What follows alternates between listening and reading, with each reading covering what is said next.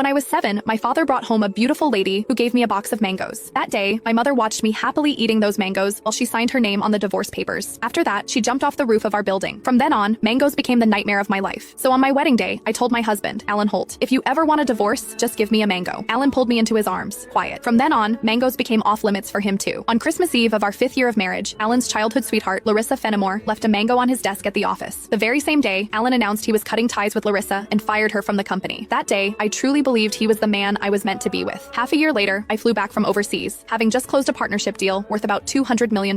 At the celebration dinner, Alan handed me a drink. After I had finished half the glass, his so-called childhood sweetheart, the woman who had been kicked out of the company, stood behind me with a big grin and asked, "Does the mango juice taste good?" I stared at Alan in disbelief, and he was trying hard not to laugh. "Don't be mad. Larissa insisted I played a little joke on you. I didn't actually give you a mango. I just gave you a bottle of mango juice. But I think she's right. The fact that you don't eat mangoes is a real problem. You were really enjoying that juice just now." My face went cold. I lifted my hand and threw the rest of the mango juice in his face, then turned around and walked away. Some things are never a joke. I wouldn't kid around with mangoes or divorce. Ms. Mendez, your stomach condition flared up again because of stress and emotional triggers. If there's something you really don't like to eat, you mustn't force it down again. The next time might not just be a stomach ache. We might have to remove part of your stomach. Stay in the hospital for observation for 1 day and contact your family as soon as you can. When I heard the doctor say that, I went completely quiet. For the sake of a new project, I had been overseas for 39 straight days, working day and night, and I finally made it back in one piece. I never expected that at the celebration dinner, one glass of mango juice from Alan would land me right in a hospital bed. Out of habit, I tapped open my pinned chat on WhatsApp, typed 2 words, and then realized something felt off. Looking closely, I confirmed that it was Alan Holt. He had just changed his profile picture. Now, it was a green mango. While I was staring blankly at the chat window, Alan's call came through. He sounded cold. "I'm already home. Where are you?" I said nothing. Any other time, I would soften my voice and act like a spoiled little girl with him. But tonight, I honestly didn't know what to say. Alan sounded annoyed. "Myra, how long are you planning to keep this up?" "I'm at the hospital." Alan went quiet. He had never shown much interest in my health. He would never have guessed that one glass of mango juice from him would send me straight to the emergency room. "Stay put at the hospital. I'm coming over right now." I didn't want to deal with him, but my body was so weak that I didn't feel like moving at all. Time dragged by. The doctor came in to check on me 3 different times, and Alan still didn't show up. Right before I went to sleep, I glanced at my phone one last time and saw Larissa Fenimore's new post on her social feed. Every time I get hurt, my knight in shining armor shows up. I'm so lucky. The picture under it was a shot of Alan putting a bandage on her. Larissa's profile picture was a yellow mango. It was pretty, but it made me sick. Alan and I had known each other for 10 years, and he had always known exactly where my bottom line was. After so many years in business, he also knew perfectly well how to keep a proper distance from other women. But now, he kept crossing that line again and again. In that case, our marriage and the newest project I had negotiated no longer needed to exist. I had closed a $200 million